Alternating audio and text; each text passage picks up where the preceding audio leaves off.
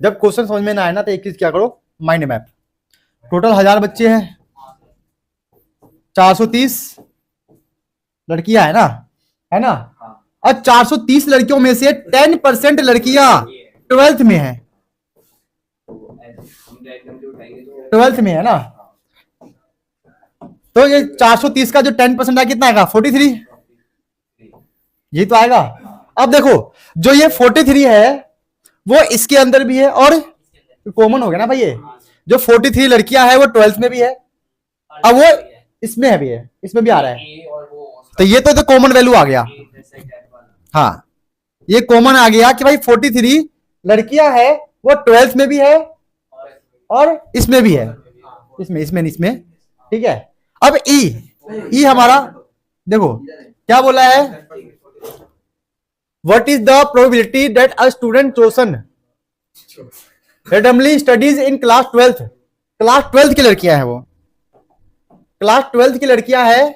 Total class 12th में कितनी लड़कियां हैं हमारे पास, इतना है ना। नहीं, आउट ऑफ 20, अच्छा हाँ ठीक है। What is the probability that the student chosen randomly studies in class 12th given that students, student, हाँ ये वाला गिवन है, ये वाला given that chosen students is a girl. बोझ के तो इसमें है नहीं, हाँ एफ होता है बेटा, जो गिवन वाला होता है। चलो लिखो इसका स्टेटमेंट लिख लो। हम यहां से हम क्या कर लेंगे, गिवन कंडीशन देख लो भाई क्या है, देख लो बेटा, पहले सुन लो, सब सुन लो।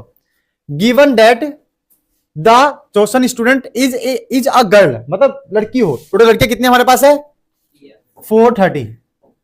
ये तो हमारा हो गया कि लड़कियां हैं, ठीक है। अब 12th की है वो हमारा कॉमन वाला केस हो गया। कॉमन की पहले कॉमन निकाल लो, कॉमन कितना है 43, समझे 1000। हाँ, ये तो हो गया गिवन वाला कंडीशन कि भाई लड़की है, लड़की तो इतनी ही है। अब दोनों में कॉमन यही है कि भाई 43 लड़की इसके 12th में भी है और ये भी है।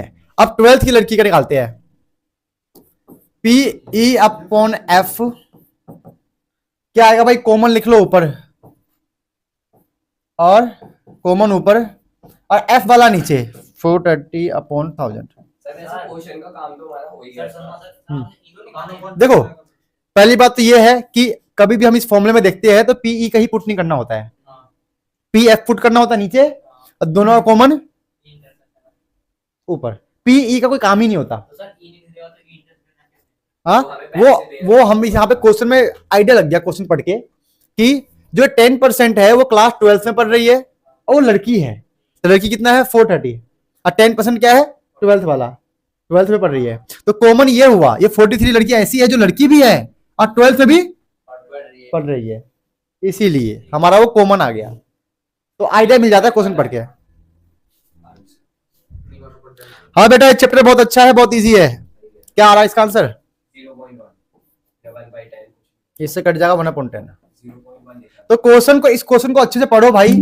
अब देखो स्टेटमेंट, आप एग्जाम में स्टेटमेंट आप धीरे धीरे प्रैक्टिस करके दिमाग लगाना, ठीक है। स्टेटमेंट में let E F intersection 2-3 line लिखना होता है। मैं लिखवा नहीं रहा हूं क्योंकि ये बच्चे खुद ही कर लेते हैं, हर साल खुद कर लेते हैं। अगर आप लोग नहीं कर पा रहे हो भाई तो एग्जाम्पल में देखो कि क्या क्या लेट किया जा रहा है। Let E with the event, let F the conditional event, S मतलब सैंपल स्पेस। ये 2-3 लाइन लिखना सीख जाओ, हर किसी में आपको यही लगाने जाना है, ठीक है। तो ये पूरा स्टेटमेंट मैं लिख के बता नहीं सकता भाई, ठीक है, टाइम वेस्ट होगा हम लोगों का। तो स्टेटमेंट लिखना खुद से ही कर लेना, ठीक है। क्या देखो ना बुक में, बुक खोलो, अरे बुक खोलो भैया, देखो ना क्या बोल रहा है ना, तो पूछ लो मुझसे। हाँ, पीएफ, पीएफ का मतलब हो गया, देखो एफ का मतलब कंडीशन वाला, जहां लिखा होगा इफ गिवन दैट, क्या लिखा है, given that the is a girl, is a, तो गर्ल कितनी है 430, इसीलिए एफ वाले में वो आ गया।